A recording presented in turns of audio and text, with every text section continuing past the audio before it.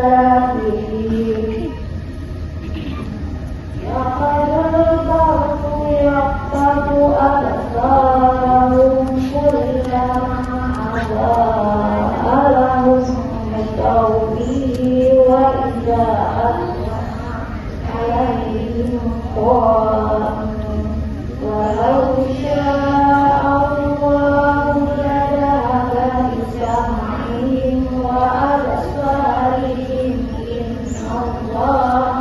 على كل شيء قدير يا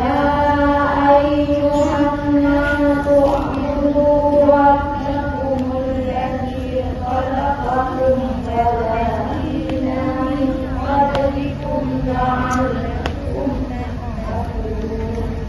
الذي جعل لكم الأرض فراشا والسماء بناء وأنزل من السماء ماء فأخرج به من الثمرات رزقا لكم فلا